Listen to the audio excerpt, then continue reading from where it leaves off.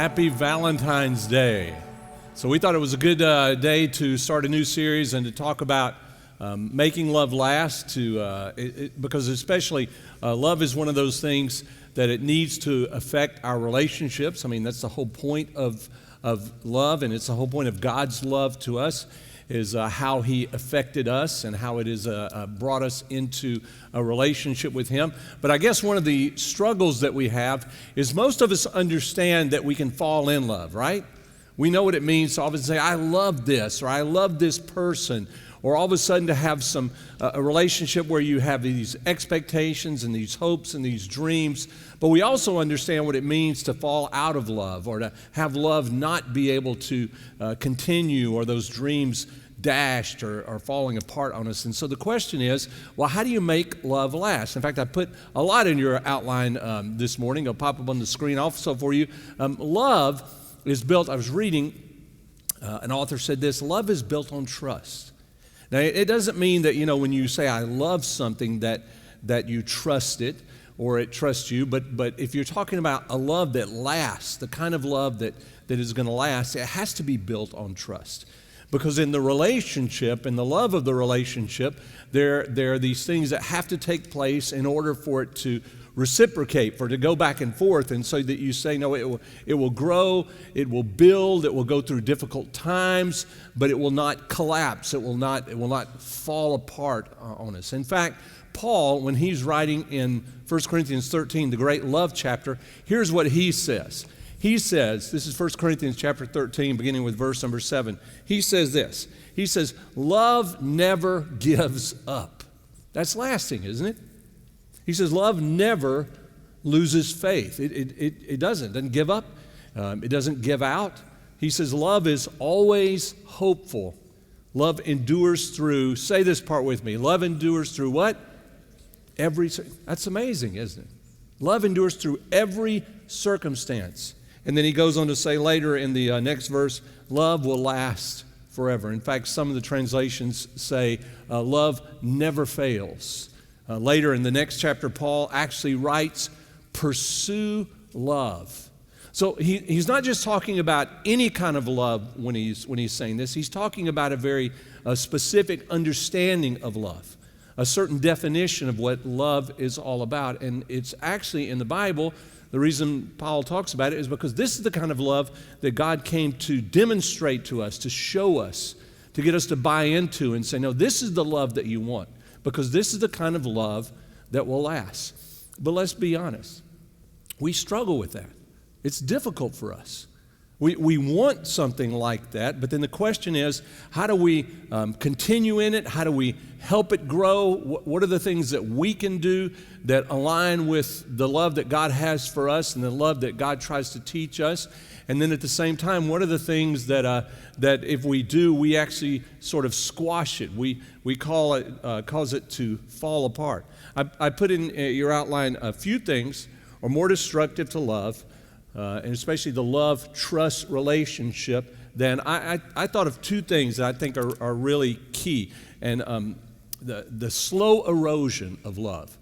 Few things are more destructive to love than this slow erosion. And you say, okay, what do you mean by slow erosion? This is what I mean by slow erosion.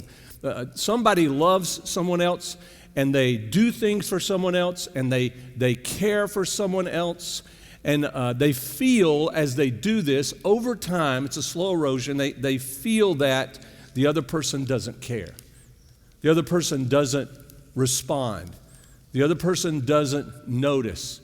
And over time, if that continues, then what happens to the feelings that the person has is those feelings grow of, I'm not appreciated. They don't care at all the fact that I love and the things that I do and the things that I show. And it's pretty common that we could feel that way because, sometimes people do miss it. Sometimes people do fail to express a gratitude or a thankfulness for the things that you do and the things that you contribute and the things that you put in.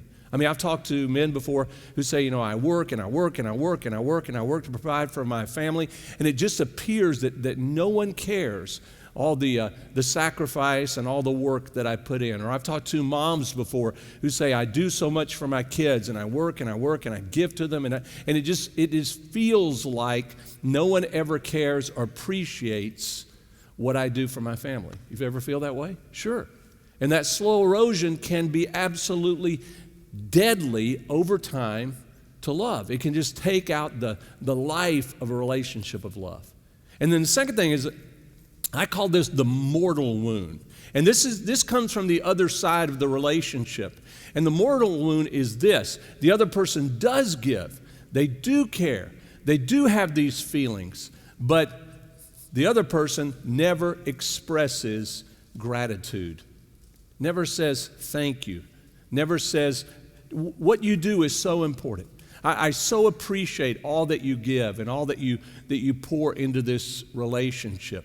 And that becomes a mortal wound to the relationship because, again, the person giving and the person doing doesn't ever feel appreciated because the person that is the recipient never says thank you, never says how much this matters and how much this means. You know, if you're around kids, and you've probably done this with your kids, right? And someone gives your child a gift, or maybe your kids are graduating and they receive graduation gifts, and you do this with your kids. The first thing that you'll see a parent or adult a lot of times do with a kid when they're given something, even before they've really ever taken it, is you'll see them go, "What do you say?" You ever seen that? You ever done that? Sure. What do you say? You say thank you. It's the proper response. It's what you should say to someone who is giving to you, who is thinking about you and has gone out of their way to give something to you. I was like maybe you were when you were growing up. How many people enjoyed writing thank you notes growing up? Anybody really enjoy it? Okay, a few people. I'm glad you're honest. I know you were thinking, if I put my hand up, I'm the only one here. But there are a few people that do. A lot of it is just work. And my wife did the same thing with my kids that you might do with yours. The same thing that was done with me is during those times of graduation or birthdays or special occasions, we were required to write thank you notes back. Why? Because our parents were trying to teach us how important it was to express gratitude, to say, I am so grateful, I'm so thankful for what you've done. This means so much to me. It is so important in any relationship that gratitude is expressed back to the other person, so the other person doesn't feel like no one cares about what I do. It's not important to them. And so that the love does not get cold water poured on it, and the love doesn't eventually go away and begin to die. When in my younger years, I sang a lot, and I really enjoyed doing it. And I guess I was okay at it because I got an opportunity to sing at some different events and different things.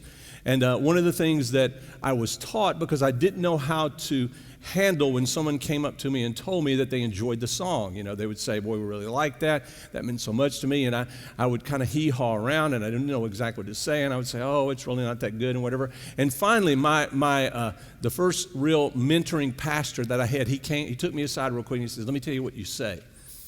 Let me tell you what you say when someone says something like that. He says, you say, thank you. And I still can see him in my face. Say, thank you. It's just like my mom, right? It's just like writing a thank you note. You say thank you. And let me tell you why. Because it finishes the expression. They came and said that really meant a whole lot. They're giving you something, a compliment when you do, and you say thank you, and it completes it. It's finished. You don't say, oh, no, and listen, I was around people and I learned a little bit, if you just say no and you try to act real humble, they keep on getting compliments, right? Say it again, let's just continue it on. But you need to finish the action, complete the end of the expression, to say thank you. How many people do you know that put in work and hard work and so much effort into something, and they only did it to, at the end, quit before they finished it? You ever known someone like that? I'm sure you're probably thinking, I've done that. There are times when I just gave up or quit, or for some reason I walked away and I never finished it, and I will always regret that I didn't finish the expression, that I didn't finish the action, that it wasn't completed. That's what gratitude is. You're finishing it. You're taking it to its natural and logical conclusion, and its loving conclusion. That someone cared for you, someone did things for you, someone spoke something to you, and you said, thank you. And you know, the truth is, you will never, ever know just how important that is to the other person who gave you the compliment or who did something for you. Because for them, it completes it. For them, it helps them understand and realize and connect with the idea that this really mattered. This really counted. You know, if you look at Jesus, it's kind of interesting because in Jesus' life, he gave some commands and he said some things that a lot of times seem strange. At least they seem strange to me because it seems like these are things that we would know. And in John's record of Jesus' life, John spends a lot of time in the last week of Jesus' life. Jesus is about ready to leave. And one of the things he does, it's recorded in the 13th chapter of John, is Jesus has his disciples together, and he's giving them a lot of final instructions of what, they're supposed to do. And I think he's given a lot of final instructions to how they're supposed to finish some things and not come short on some things, not leave some things unfinished in life. And this is what it says in verse number 34. It says that Jesus said, "So now I'm giving you a new commandment. Love each other." Now, I would think that they would say, well, we know that. What is new about something like that? Why would you say love is important? Why would you say love counts or love? Well, of course we know that love counts and love matters. And most people, in our world would say, yeah, we know that. We understand how important that is. You don't have to preach to us or give us some sort of message or emphasis about how important love is. We all get that. We all know that. But then he says this.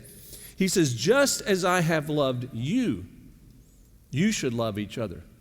So Jesus wasn't talking about love as they had thought it up or imagined it in any way that they imagined. Jesus is speaking very specifically about what love is, and he's not just talking about love that they have dreamed up or heard. He's talking about love that has been demonstrated, that Jesus has lived out before them, that he has shown them. This is what love really is. And so he says in verse 35, he says this, listen to this. He says, your love for one another will prove that you are my disciples. Now, what kind of love is proof? Love that is proof is not something that you feel. You can't say the fact that you feel something proves to everyone else that you've been with me or you understand what love is or the kind of love that I've taught you. That wouldn't make any sense because no one knows what you feel. People only know what you do, sure. They only know how you complete it, how you finish it. And if you feel something and you don't finish it, then they don't know that you felt it at all or that it was real or that it mattered at all. And so Jesus was teaching them, he had taught them that love wasn't just something that you feel. Love was something that would require that you go do something about. It would affect your response to them, your actions to them, the way you treated someone else. And it's in this response that there is this proof of where you learned love from, where you got it from. There's a story that Luke records. And I like this one. I want to take you to this one. It's if you have an outline with you, it's on the back side of your outline. And it's not the first time that Jesus encountered someone with leprosy, but it's the second story that Luke records about this. There's another one where Jesus encountered a person with leprosy and he touched them. In this case, he doesn't touch this person with leprosy, and we'll talk about that a little bit in a minute. This is what it says in Luke chapter number 17, beginning with verse 11. It says, as Jesus continued on toward Jerusalem, he reached the border between Galilee and Samaria. As he entered a village there, 10 lepers stood at a distance, crying, Jesus, Master, have mercy on us.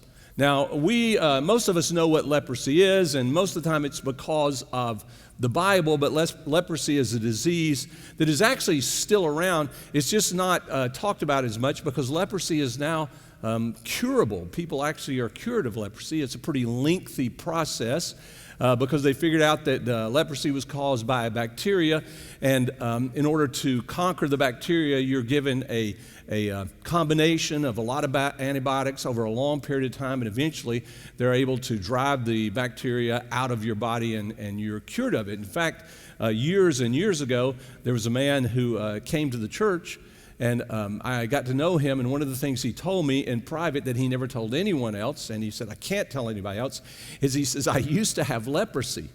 And the reason he says I can't tell anybody is because even though I'm cured of it, I don't have it anymore. It's been a long time. If I told them that, you know what they would do? In fact, they might do this, right? You ever feel kind of like that when you walk into a store and someone puts on their mask? You say, whoa, whoa, whoa, I'm okay, and right? It was in one sense their communicable disease that everyone feared and that everyone socially distanced themselves from people for, and they wanted to have nothing to do with a person who had Hansen's disease, what the CDC calls it now, leprosy, Hansen's disease, because they believed that it was highly contagious.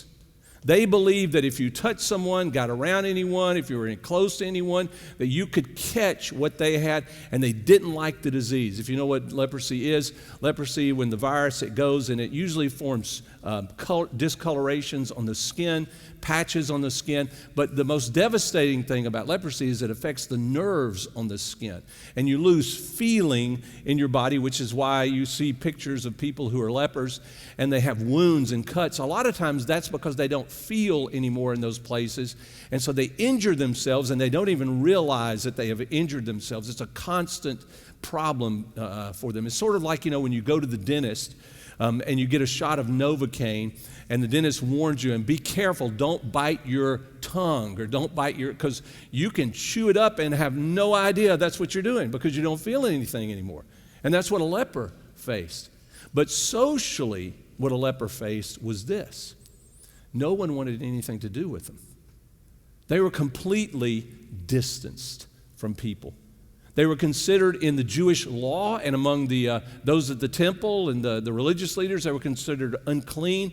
So they were not allowed to come and participate in anything as far as their relationship with God and going to the temple.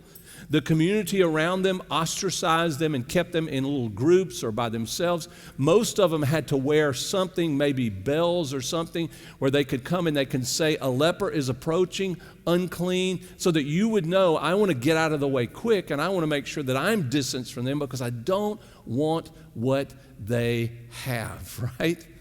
It would make sense. You and I would understand that. It's nothing new. That makes perfect sense. And so in this case, as Jesus is traveling between Galilee and Samaria, so it's up north of Jerusalem, and as he's going, he encounters, as he's traveling, there's a group of 10 lepers, not just one, but 10 lepers, because they would usually travel together, and they are crying out to Jesus. I think it's interesting, because when they cry to Jesus, they call him Master.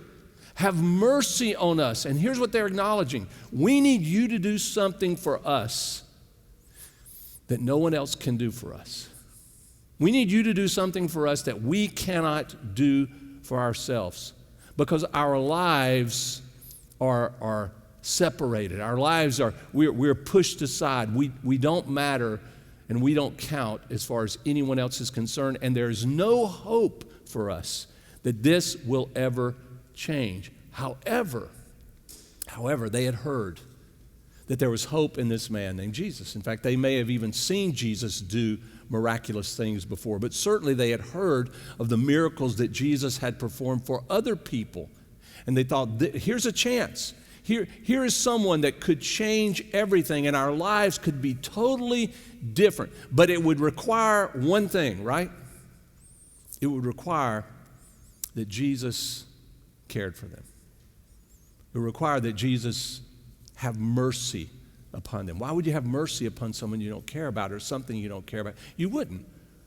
But they're crying out to him in hopes, because they'd heard before that Jesus is someone who cared. That's why Jesus was so different in his culture, is because people understood just how much Jesus cared about people, their struggles, their problems. And Jesus had the ability to change those things. So they cry out to Jesus, have mercy on us, from a distance. And if you look in the next paragraph, it says, Jesus, he looked at them and he said, this is interesting. He says, go show yourself to the priest. And so they decided to go show themselves to the priest. Now, why would Jesus tell them to go show themselves to the priest? Because to go show themselves to the priest meant to go to Jerusalem, which Jesus is on his way to Jerusalem also. But he's saying, you go ahead and go to Jerusalem, you show yourself. Why would he say that? Well, in their culture, if you had a disease or you had something like this and you were healed of it, you were cured of it, you still had it. I guess the priests were sort of like the CDC in our day. You had to go to the priest and you had to present yourself so the priest could examine you, and the priest, in examining you, would say, yeah, this person no longer has leprosy. They no longer have this disease, and they sort of give you the bill of good health so that you can go back into society. You could go back to your family. You could participate once again in the temple in worship and be a part of the culture once again. So Jesus is doing something probably seems strange to them. Okay, go show yourself to the priest. And you know what it says? As they were going on their way, you can read it in there, as they were going on their way, guess what? They were, say it with me, they were cleansed of their leprosy. They were healed. It went away. Now, we don't know exactly the details. We don't know how far they were at this point. Maybe they were hours away. Maybe it was something that they had to spend the night, overnight somewhere. And we don't know exactly when the 10, as they're traveling, who knows? Maybe they're just walking and all of a sudden they realize it's changed or it has gone away. Maybe in spending the night they woke up the next morning and realized it's not the same anymore. Jesus doesn't touch them. Jesus doesn't do anything from them except from a distance. He says, go. And what they're showing when they go is they have no other hope. They're counting on this. They're trusting in this because they have nothing else to trust in or count on. They have taken the chance to cry out to him from a distance, and they're going to do what he says. You know why? Because they have nothing else to hope in. What other hope do we have? Except that maybe something would be different. But as they're going, they're cleansed. And then, this is where the story really gets good. And I think this is where the story, Jesus is certainly talking about completing or finishing the love that he showed for them. It says in verse 15, one of them, when he saw that he was healed, he came back to Jesus shouting, praise God. Now, I can't imagine that the others weren't shouting also praises to God and looking at their lives, but he says only one of them comes back to Jesus. He fell to the ground at Jesus' feet, catch this, thanking him for what he had done. This man was a Samaritan. So he was a man who lived amongst a people who felt outcast from the Jews. They didn't get along with the Jews at all. So he already understood this in double time in his life. And Jesus, it says, he asked this in verse 17. He says, didn't I heal 10 men? Where are the other 9? Has no one returned to give thanks to God except this foreigner? And Jesus said to the man, stand up and go. Your what? Your faith has healed you. Wow. Jesus is saying, complete the act. Didn't I heal 10 men? Aren't there 10 out there somewhere, or at least 9 others who are also healed of this?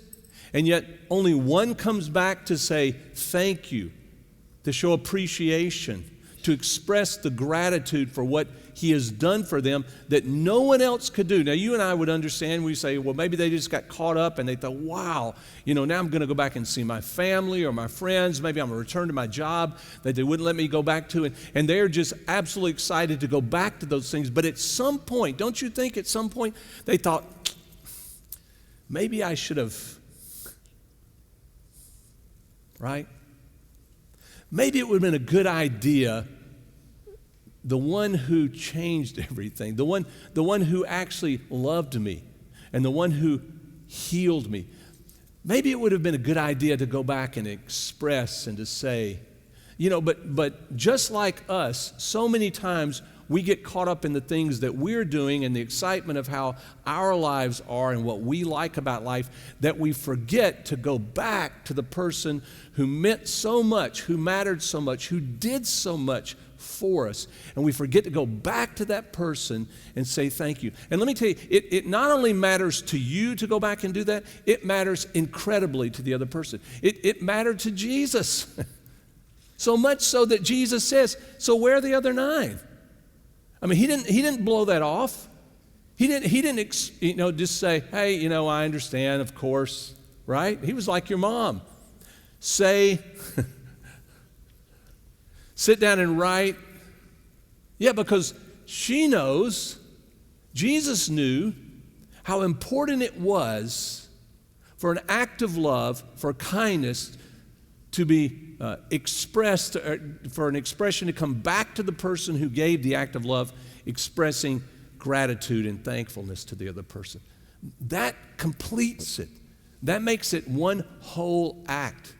That solidifies it in our lives. In fact, that's the thing that helps love last, for it to continue, for it to grow. So let me ask you a question. How can you cause love to last? How can you leave or give a lasting or make a lasting expression to someone else that, will make a lasting impression to them? Because this is a part of life. And it may seem like I'm already over that. I already have that. That's already finished and completed. Is it?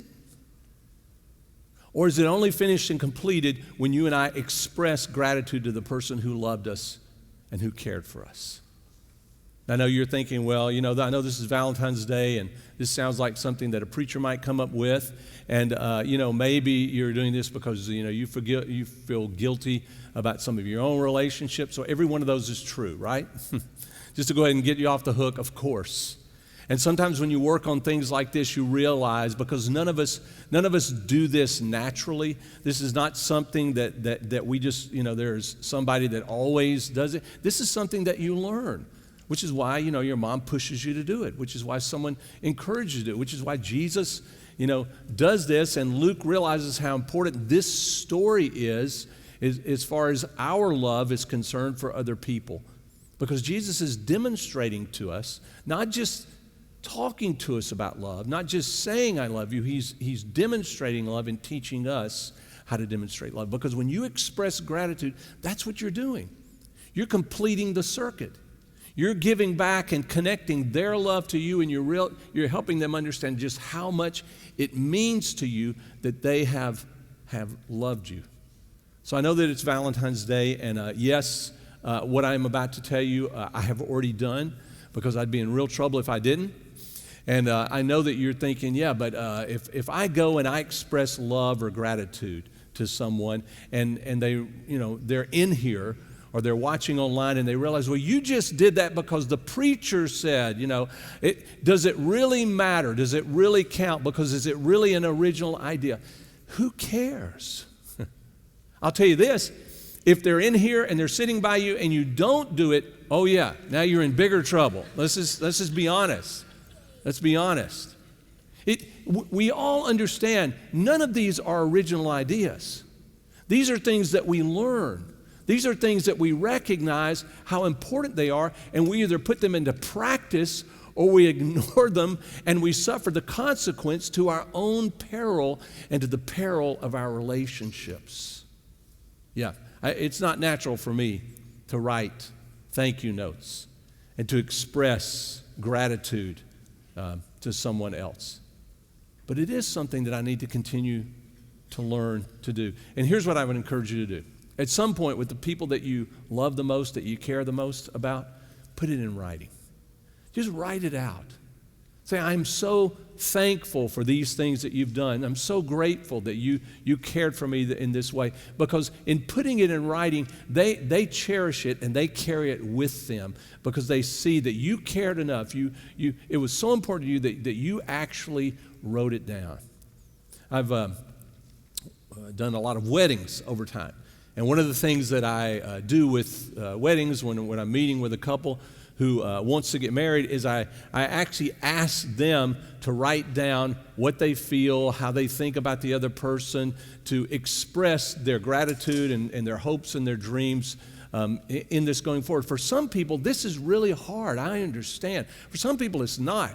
One time I did a wedding, and the bride, she was a professional. So she wrote for a living, and it came very naturally to her. So she was all excited. Oh, that's great.